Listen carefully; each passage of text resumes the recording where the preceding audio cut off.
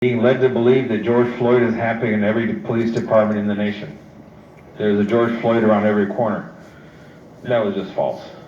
But for some people, it served their agenda to generate mistrust, to have you not believe in law enforcement, that we're not a force for good, and to doubt everything, defund the police, this and that. And that's, part of we have to, technology is here to stay, we're going to deal with it, but we also have to be critical and start questioning, how do we know what we know, and why do we do what we do? Answer those two questions. And when you start answering them, you start realizing, okay, maybe I'm not going to believe what's in the LA Times. I'm going to ask for the actual information. So what did the Sheriff's Department do? We put everything on our website. All of it. Every letter I get from the Board of Supervisors, from the Civilian Oversight Commission, from the Inspector General, our response to them, all of our studies, all our investigations, we put it online so you read for yourself. You decide. That's transparency. That's transparency delivered. And remember, a lot of the big criticism, oh, he's not transparent. No, you get it right there. And when we show these things to the Times, all you get is the crickets. They got nothing to say about it. But there it is. Accountability. This is a tough part about being sheriff, because you're in charge of a lot of people's fate, and you have to decide to terminate people. I've fired 68 people already. 68. Next week, it's probably going to be 69 before the week's over. And these are numbers that you hate to do it, but my first job is to hold a high standard for every single employee. Because I have to make sure that I have your trust. Because you're in essence my boss, because you voted me into office. So I work for you. So part of the job and part of the pact we have is that I'm going to uphold a high standard for the office of sheriff. So that means when someone doesn't meet the standard, they got to go. Okay? We do that. Does the Times report that? They don't say a word. Doesn't fit the agenda they're trying to sell. Same thing with budget crisis. It costs $3.9 billion to run the Sheriff's Department. They gave me $3.5 billion. Then they told me I was over budget. But I got $3.9 billion in debts, bills. Here's all the bills. Too bad. You get $400 million less. Oh, by the way, $145 million less than that. And then we're going to put a measure on the ballot, Measure J, to give you $177 million less than that number. And you're not managing your budget. So this is the impossibilities we're faced with, but in spite of all that, we're finding a way. We're getting the truth out there. And sometimes speaking truth to power is not easy. I did it when I was a young sergeant. I told a gentleman named Paul Tanaka that what he was doing was unethical and illegal, and it was going to lead to the downfall of the department. I was laughed at, ridiculed, isolated, blackballed, you name it. He's in federal prison. I'm right here now as sheriff. So there's a moral to the story.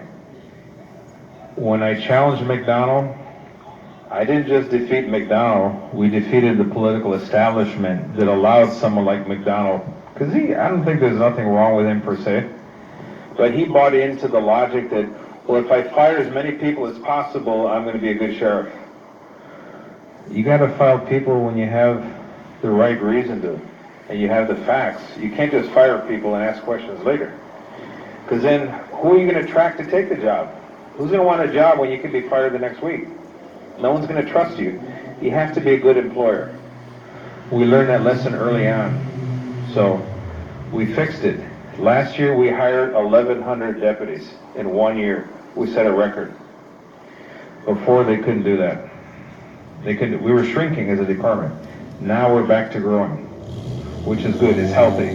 Healthy for the organization. And we're hiring locally. We're hiring from Artesia, from Lakewood, from Bellflower, Compton, East LA, Lancaster, Palmdale, Walnut, Lost Hills. We're hiring only locally. So the department is looking like the community. The community looks like the department. But we didn't stop there.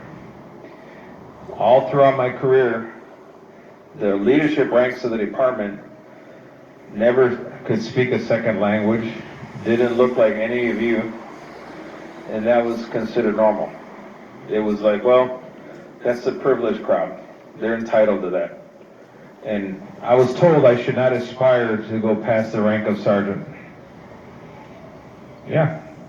I told the undersheriff back in 2002, roughly, this department should honor equal opportunity and should allow someone like me to aspire to one day have your job.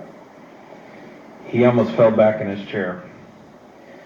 In his mind, I could tell he was thinking, how dare this man think he could have my job?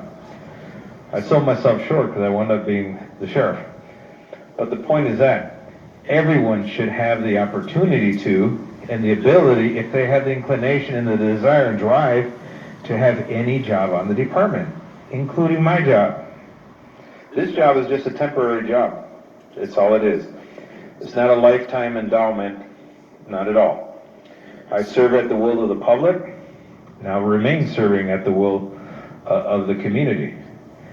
But my job is to make sure that everyone has the same opportunity, that playing field is level for everyone. And the ones who decide it's level is the ones who have to walk across it. Not someone standing in the grandstands from those privileged seats in the ivory tower telling, oh, it's level. No, no, no. It's the people have to traverse it. They get to decide if it's level or not. That's important, because those are the people who are going to serve the community. Those are the ones who are going to go down that dark alley in the middle of the night to find that thing that goes bump, and you called 911 in a panic. You want someone to actually go there. Who's going to go there if we don't go? And there's politicians jumping up and down trying to claim that we can't trust the cops. I trust the person that goes down that alley. And our deputies, your deputies, are going down that alley every single night. Men and women of character, of courage. They're representing your community. They represent the department with distinction. And I owe a debt of gratitude to them. We all do, because they signed up to do that tough job. And I just, I think 2 weeks ago, was it 2 weeks ago, Natalie? Class 453? I swore them in. And, no, actually, 452. And to think in today, this tough environment in law enforcement, where everybody's doubting everything, and somehow the bad guys are the good guys are the bad guys, people are still stepping up to the plate and say, I want to be a deputy sheriff. I want to serve my community. I just say, God bless them, that they're still doing that. And they're doing it because of you. You're definitely you're the backbone of the community. You're the supporters. You're the one to let them know that, yeah, what we do, people care for it and appreciate it, and they're going to keep doing it day in, day out because of you. So thank you all for that. And with that, I'm going to get off my soapbox. So if you have any questions of me, now would be a good time. Okay, it's working. Okay, any questions any one of you have? Sir is a busy man, trust me. It's very hard to get hold of sir.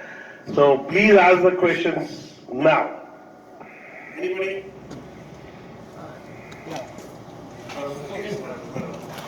The fact that you are here to answer. I don't think we're in it. Well,